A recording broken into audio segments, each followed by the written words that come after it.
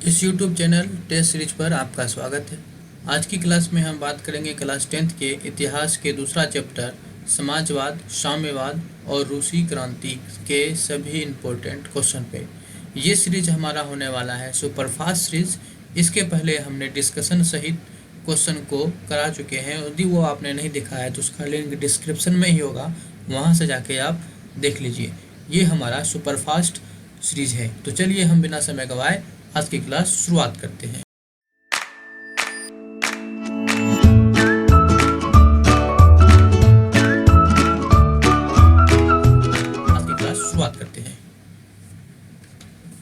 आज का हमारा पहला क्वेश्चन है, रूस में कृषक दास प्रथा का अंत कब हुआ? तो कृषक दास प्रथा का जो अंत हुआ था वो कब हुआ था? वो 1861 में हुआ है। क्वेश्चन नंबर 2, रूस में जार का अर्थ क्या होता है? तो रूस में जार का अर्थ होता है रूस का सम्राट। क्वेश्चन नंबर 3, कार्ल मार्क्स का जन्म कहाँ हुआ था? तो ये इसका जन्म हुआ था 1818 जर्मनी में। क्वेश्चन नंबर 4, साम्यवादी शासन का पहला प्रयोग कहाँ हुआ था? ये हुआ था रूस में। कहाँ हुआ था? रूस में। क्वेश्चन नंबर 5, यूटोपियन समाजवादी कौन नहीं था? तो यूटोपियन समाजवादी कौन नहीं था? ये कार्ल मार्क्स नहीं था। तो ये कैसा समाजवादी था? ये वैज्ञानिक समाजवादी था। Question number 6, war and peace किसकी रचना है? तो ये टोल्स्टॉय की रचना है। किसकी रचना है? टोल्स्टॉय की रचना है war and peace. Question number 7, Bolshevik क्रांति कब हुई थी? तो बोल्शेविक क्रांति हुई थी 1917, यानी कब? नवंबर 1917 में। क्वेश्चन नंबर 8, लाल सेना का गठन किसने किया था? तो लाल सेना का गठन किसने किया था? ट्रोट्स्की ने किया था। क्यों किया था? तो विदेशियों को खदेड़ने के लिए। हमने पिछले वीडियो में बता दिए हैं इसका पूरा डिटेल। क्वेश्चन नंबर 9, लेनिन की मृत्यु कब हुई थी? तो ये हुआ था 1924 में इसकी मृत्यु हो गई थी। क्वेश्चन नंबर 10, ब्रेस्ट ली बोस्क की संधि किन देशों के बीच हुआ था? तो ये हुआ था किसके बीच? रूस और जर्मनी के बीच। रूस और जर्मनी के बीच, यानी option number D. Question number 11, April thesis किसने तैयार किया? तो किसने तैयार किया था?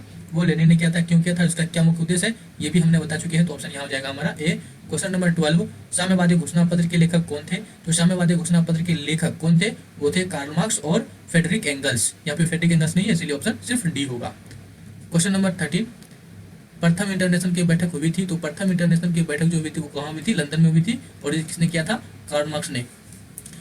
क्वेश्चन नंबर 14, रूस में नई आर्थिक नीति की शुरुआत किसने की?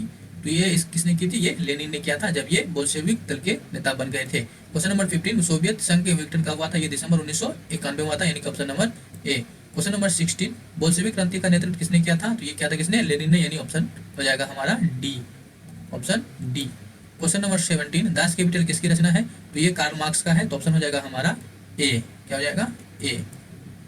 क्वेश्चन नंबर जो है नेक्स्ट कितना है? 18, मजदूर दिवस कब मनाया जाता है? तो ये 1 मई को मनाया जाता है। क्वेश्चन नंबर 19, जे का क्या था? तो जे का क्या था? ये गुप्त पुलिस दास्ता थी। क्वेश्चन नंबर 20, समाजवादी चिंतक सेंट साइमन कहाँ के निवासी थे? तो सेंट साइमन जो थे कहाँ के थे?